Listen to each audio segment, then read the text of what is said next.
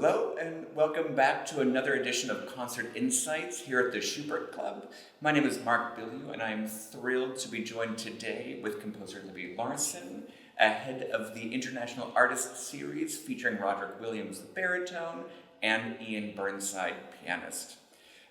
This concert is a particularly special event as it revolves around a new commission by the Schubert Club of a new work composed by Libby here. So we have an opportunity to speak a little bit about that ahead of the recital. Libby, hey. Hey, Mark, how are you? Good, how are you? So good to see you again. Likewise. I'm wondering, first off the bat, you've done other commissions by the Schubert Club, which has a long history of supporting outstanding artistry here in the Twin Cities and beyond. I wonder if this particular commission is any different than the decades-long relationship you've already had with the organization? Well, what a great question. I have been extraordinarily fortunate to live in the Twin Cities and to have had a relationship with the Schubert Club since high school. You know, when I first started coming to Schubert Club concerts, which is quite a long time ago now. Several years. Yeah, several years. And over the course of my work as an independent composer working in our country, the Schubert Club has from time to time given me a commission, which I'm very, very grateful. The Schubert Club is a recital organization with artists of the highest standards in all of its programs. And my commissions two of them have been for world-class art song recitalists. The first was Benita Valente back in 1987, where I condensed a book by Brenda Newland, an autobiography called Me, and I condensed the book into a 30-minute, I guess song cycle, but it was really more of an autobiographical narrative. Mm-hmm. This particular piece is for world-class Roderick Williams, baritone, and his collaborative pianist, Iain Burnside. And your question is, are they different? Yeah, how are they different? And I wonder, with that preface, actually, noting that the Brenda Newland cycle was a condensation of such a large work into something smaller. Right. This work that you're crafting for Roderick and Iain is actually based on the miniature, right? In these haikus. Yes. So I wonder if you could talk maybe a little bit about your work with a haiku as opposed to prose of a biography. This new piece is a collaboration. The three of us, Roddy, Iain, and I, are endlessly fascinated with how to be on stage and present a shape of music and sound and time that reflects actually what it's like to be alive. Now, I know that sounds odd, but there are many ways that we build programs. The most common is the narrative arc from birth to death with love and loss. Sure. We know this in like a Winterreise cycle, exactly. Or a Frau Leben or something that goes from a beginning to an end. Yes, and that is I think, I don't want to say common, but that's the most practiced way of programming songs, and relating life through the miniature of art song. But so the three of us, Roddy, Iain, and Libby, said that's one way to do it, but we're living in a world where a particular linear narrative is not necessarily the most relevant way to connect to the world. Oof. At this point in time, when we're experiencing internet connectivity, and I'm going to just keep doing this with my hands because there's no more this, in our culture. There's this in our culture. This moves to this and connects to that. Roddy and I had the most amazing transatlantic Zoom conference about a year and a half ago, actually, where we talked this way. We talked about what is the hour and a half to 2 hours that we're given the attention of our audiences, and we're given that for that amount of time. What is it that we can say about what it feels like to be alive? And Roddy himself is just doing the most wonderful work in, I guess, reframing the concert recital. All my life I've been doing that. I was going to say, this is not a new idea for you to reimagine how a recital could be. No. In fact, I sort of, I began my passion for art song. I have a lot of passions. One of them is for art song. I began that passion by reinterpreting, reframing the art song recital into an imagined opera in the audience's head. So several works that could be called song cycles, more like Winterreise, where your head goes to work, as you're listening. Anyway, I digress. This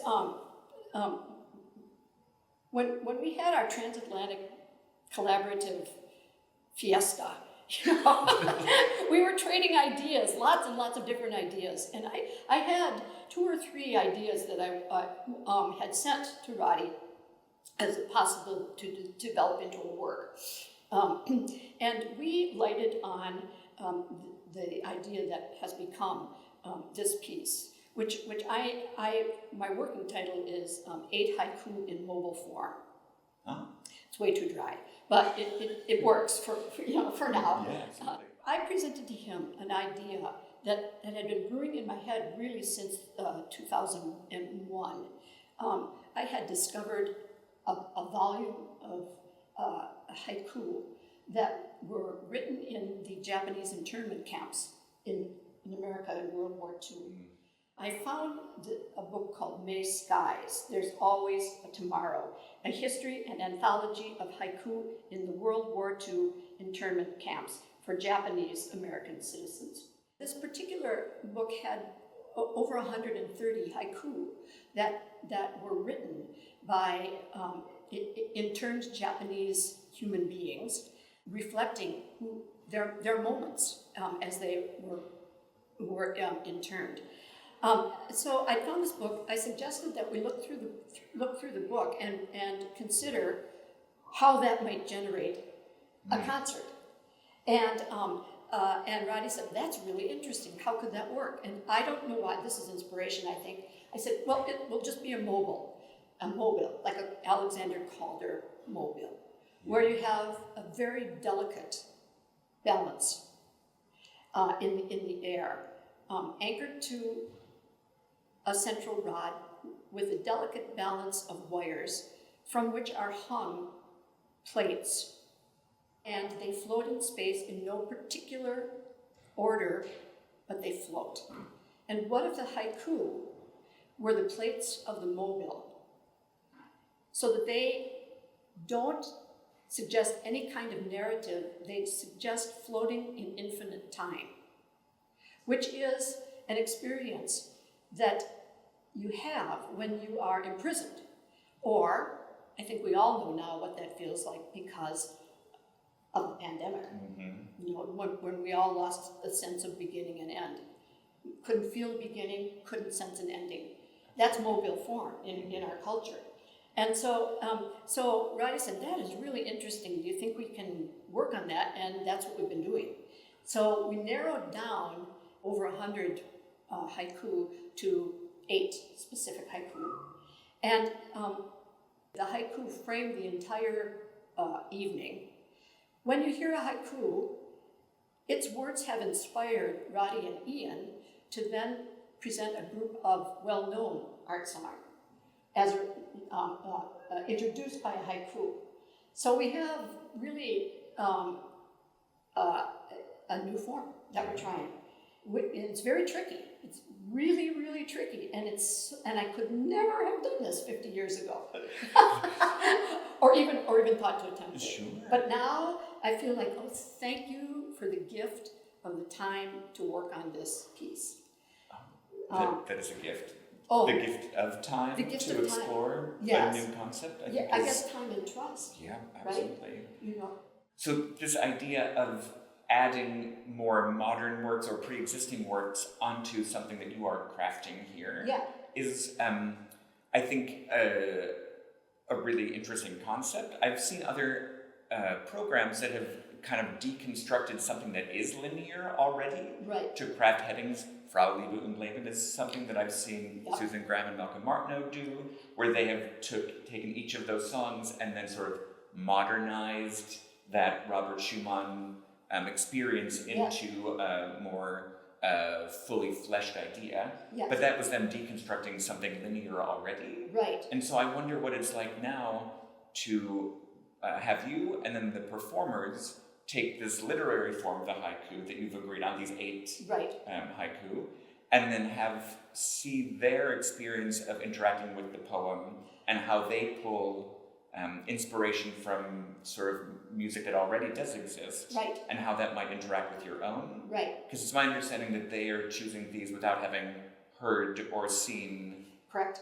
and I can tell now I'm also doing mobile hands. Yeah, no, so everybody this will. is, Maybe the whole audience at the end. I'm into it. Instead of clapping, we'll all go. I love it. I'm starting a trend. Yeah. So I wonder what that is like to you as someone who's creating something, then to have these other things sort of be attached to them in a way. Right. And if that is affecting any of the process here. Yes. Yes and yes. Okay, Yes. great. So once we narrowed the haiku to these first 8, first 8, and I'm saying first because we fully anticipate other haiku in other ways, in other parts of the mobile, in another time and place. But we chose these 8, and Roddy put them in order too. He said, this haiku, then this, this. And he said, let's do it this way, and here's the grouping of songs I'm thinking of. So, for instance, the first haiku, I'll read it for you in English. Great. We're also going to be singing in Japanese, each one of the haiku. For the living, many incomprehensible incidents, summer stars shine.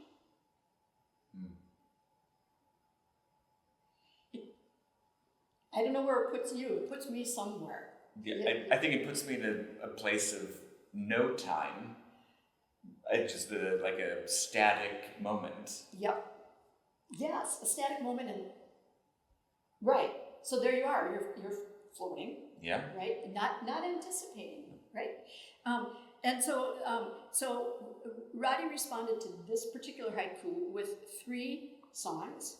One is Schubert's Die Sterne, and please excuse my. One is Poulenc's Jacques Villon, and then the third is the Gerald Finzi's Waiting, both. Right.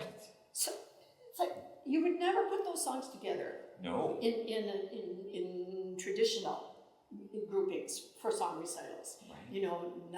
Not birth, death, love, loss. Waiting. So each one of the haiku, he's responded with a really interesting group of songs.